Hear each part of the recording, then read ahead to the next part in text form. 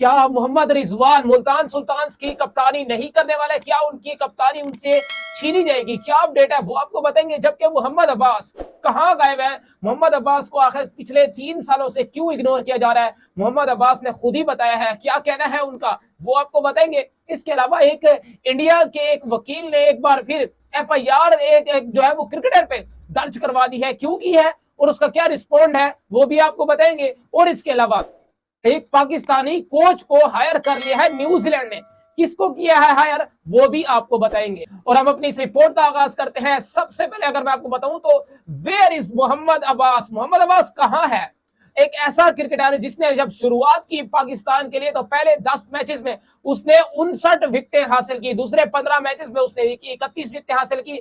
फिर उसको अचानक एक नजरअंदाज कर दिया गया, उसको गायब कर दिया गया, सेंट्रल कॉन्ट्रैक्ट से भी गायब कर दिया गया, पाकिस्तान की सिलेक्शन कमेटी ने उसको अपने प्लान से भी गायब कर दिया गया। तो कहां है इस टाइम पे मोहम्मद अब्बास? तो मोहम्मद अब्बास खुद आए हैं मीडिया पर, उन्होंने आकर कहा है कि मुझे इस तरह से नजरअंदाज किया गया कि शायद मैं कभी पाकिस्तान टीम का पार्ट ही नहीं था। जब मोहम्मद वसीम यानी बोल वसीम साहब जब चीफ सेलेक्टर थे तो उनका 2 मरतबा सिर्फ मुझे अपने कैरियर में फोन आया, उनके कैरियर में सिर्फ 2 मरतबा उनका फोन आया। और एक मरतबा ये आया कि जी आपकी परफॉर्मेंस जो है वो डाउन है तो हम आपको निकाल रहे हैं, आप हमारे प्लान का हिस्सा हो। लेकिन मुझे कोई प्लान नहीं दिया गया कि मुझे क्या करना है, मुझे क्या नहीं करना है, किस तरह से काम करना है। मुझे उनकी तरफ से या कोचेस की तरफ से कोई प्लान नहीं दिया गया।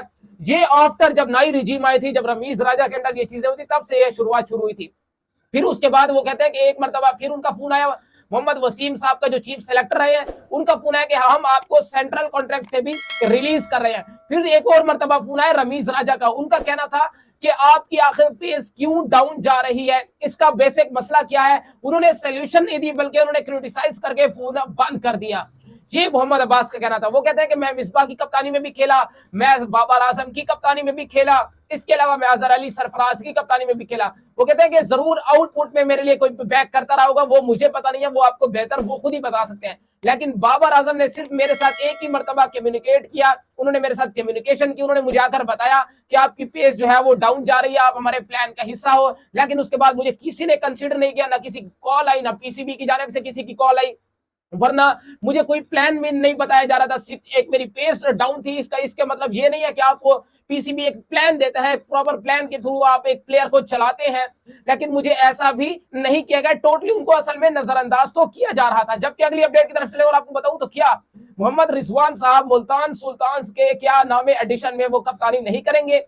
तो बड़ी खबर निकलकर सामने आ रही है कि हो सकता है, अगर क्योंकि बाबर आजम हो गए, मोहम्मद रिजवान हो गए, ये दोनों लोगो नहीं लगाते। वो जो बैटिंग कंपनी का जो लोगो होता है, जो PCB को एक हाईली रकम जो है वो देते हैं, बहुत बड़ा पैसा वो देते हैं PCB को कि आप जो एक तो फ्रेंचाइज को अलहदा मिलता है, PCB को अलहदा मिलता है, ऑलमोस्ट मिलियन ऑफ डॉलर जो है वो देती है उनको। लेकिन मोहम्मद रिजवान और जबकि बाबर आजम ये दोनों ऐसे हैं कि ये लोगो उनका नहीं लगाते, ये कहते हैं कि सूद है तो इस पर वो मतलब नहीं लगाते हैं लोगो। तो मुल्तान सुल्तान टोटली जो है अगर उनकी फ्रेंचाइज की बात की जाए तो वो लॉस में जा रही है, उनको कोई इतना मुनाफा हो नहीं रहा PCB की जानिब से। उनको जो मुनाफा हो रहा है वो ये स्पॉन्सरशिप से हो रहा है, जो बैटिंग कंपनी का वो जो लोगो लगवाते हैं इस वजह से उनको हो रहा है। अगर तो बाकी 10 प्लेयर लगाए या ना लगाए उसका कोई मसला नहीं होता। मसला ये होता है अगर 10 प्लेयर में से कोई एक ना लगाए तो कोई मसला नहीं है। मसला ये होता है कि जब आपका कप्तान ही नहीं लगाता है बैटिंग लोगो, तो वो एक लीडर होता है, जब वो लीडर ही आपका नहीं लगा रहा है तो फिर इसकी जो स्पॉन्सरशिप है वो फ्रेंचाइज की डाउन होती है। तो हो सकता है कि मुल्तान सुल्तान्स की जो मैनेजमेंट है, जो वहां का स्टाफ है, जो हैंडल करता है, ओनर्स है उनके, वो अब ये फैसला करने जा रहे हैं कि मुल्तान सुल्तान्स के कप्तान मोहम्मद रिजवान को हटा के शान मसूद को रिटेन किया जाए। शान मसूद को एज अ कैप्टन लीड करने के लिए शान मसूद को कहा जाएगा। T20 जो PSL में खेली जाएगी, मुल्तान सुल्तान की नई कप्तानी अब शान मसूद के हाथों में दी जाएगी और मुल्तान सुल्तान जो है वो as a player Mohammad Rizwan को खिलाने वाला है। इसके अलावा अगली अपडेट की तरफ चले और आपको बताऊं तो पाकिस्तान का एक कोच जो है वो हायर कर दिया गया है न्यूजीलैंड ने। यानी पाकिस्तान के कोचेस हमारे यहाँ उनको कोई रिस्पेक्ट नहीं है, लेकिन बाहर जाते हैं तो उनको ऐसी दुनिया में रिस्पेक्ट मिलती है क्योंकि दुनिया उनको मानती है कि ये अपने वक्त के एक सुपरस्टार है। और तो न्यूजीलैंड ने सकलैन मुश्ताक को हायर किया है, क्यों? क्योंकि उनकी WTC world test championship against जो बांग्लादेश है, 2 टेस्ट मैचेस पर मुश्तमिल जो सीरीज है वो इन बांग्लादेश की ली जाएगी। क्योंकि उनको पता है न्यूजीलैंड क्रिकेट बोर्ड को कि यहाँ पर जो विकेटें हैं वो स्पिन विकेटें बनती है, फास्ट विकेटें नहीं बनती। तो सकलैन मुश्ताक जो है वो बेहतर आइडिया, बेहतर जो है वो चीजें गाइड कर सकते हैं हमारे स्पिनर्स को।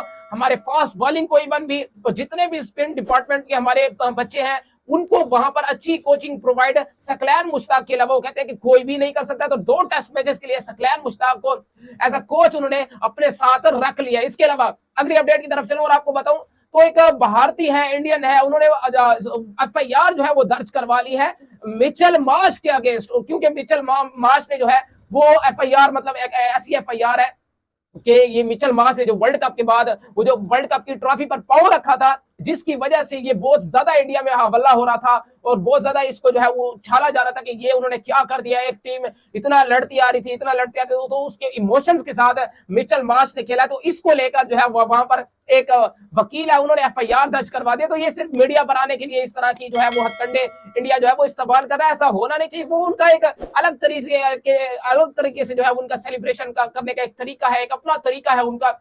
हालांकि आप देखिए T20 वर्ल्ड कप 2021 के अंदर जब वो सेमीफाइनल हमसे जीते, फिर फाइनल उन्होंने न्यूजीलैंड को हराया, तो जूतों के अंदर वो शराब डालकर पी रहे थे। फिर यहाँ से न्यूजीलैंड से किसी ने भी उनको जो है वो इस तरह की कोई बात नहीं कही, कोई एफआईआर नहीं करे, क्योंकि बनता नहीं, उनका अलग तरीका है सेलिब्रेट करने का।